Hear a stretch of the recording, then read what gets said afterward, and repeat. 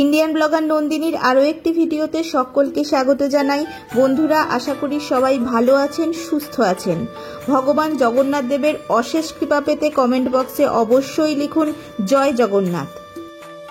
আজকের পর্বের বিষয় হলো আগামী মঙ্গলবার অনুষ্ঠিত হতে চলেছে চলতি বছরের উল্টো রথযাত্রা। জানবো তার সময় এবং তারিখ। এছাড়াও আরও জানবো উল্টো রথযাত্রার দিন এই 4টি খাবারের মধ্যে গ্রহণ করুন অন্তত একটি খাবার। জগন্নাথ দেবের কৃপায় সারা বছর আপনার ওপর বর্ষিত হবে এবং সংসারে আসবে সুখ সমৃদ্ধি। এই সব কিছুই জানবো আজকের ভিডিও থেকে। তার আগে ইন্ডিয়ান ব্লগার নন্দিনী চ্যানেলটিকে সাবস্ক্রাইব করে বেল আইকনটি প্রেস করতে ভুলবেন না। লাইক, কমেন্ট এবং শেয়ার করে দেবেন।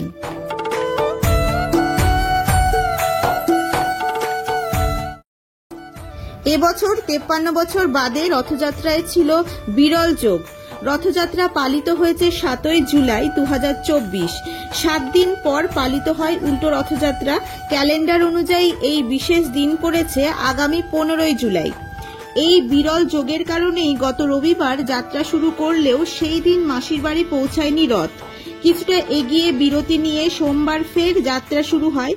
শেষবার 1971 সালে দুদিনের রথযাত্রার সাক্ষী থেকেছিল পুরী। তাই এইবার উল্টো রথ কিছুটা স্পেশাল। সোমবার ঠিক 8 দিনের পর মঙ্গলবার অর্থাৎ 16ই জুলাই পালিত হতে চলেছে উল্টো রথযাত্রা। সেই দিন মাসির বাড়ি থেকে নিজের বাড়িতে ফিরবেন জগন্নাথ দেব, সঙ্গে ফিরবেন সুভদ্রা দেবী এবং বলভদ্র। এবার জেনে নেব উল্টো রথযাত্রার সময়সূচি।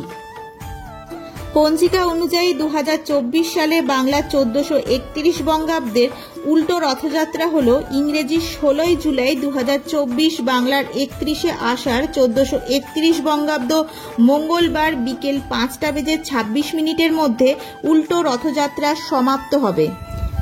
এবছর অর্থাৎ 2024 সালে উল্টো রথযাত্রার গুরুত্ব অপরিসীম।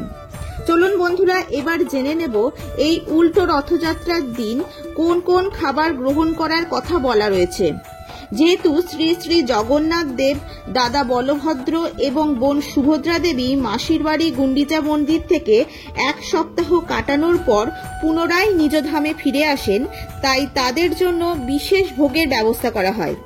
এই দিন জগন্নাথ দেবের অত্যন্ত প্রিয় ক্ষীর নিবেদন করার কথা বলা হয়। পারলে এই দিন বাড়িতে ক্ষীর বা পায়েস প্রস্তুত করে তা জগন্নাথ দেবের উদ্দেশ্যে নিবেদন করার পর বাড়ির সকলে গ্রহণ করুন। এদিন জগন্নাথ দেবের আরও একটি পছন্দের খাবার নিবেদন করার কথা বলা হয়।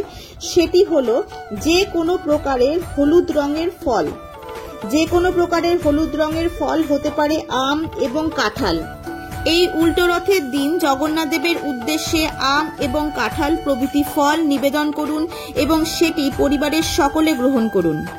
অন্যান্য বিভিন্ন প্রকার ভোগও জগন্নাথ দেবের জন্য প্রস্তুত করতে পারেন এবং সেটি ভোগ হিসেবে সকলে গ্রহণ করতে পারেন।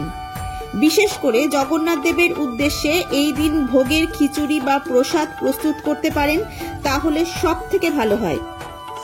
এছাড়া জগন্নাথ দেবের উদ্দেশ্যে নারকেল ও গুড় সমন্বিত সুস্বাদু খাবার নিবেদন করার কথাও বলা হয়।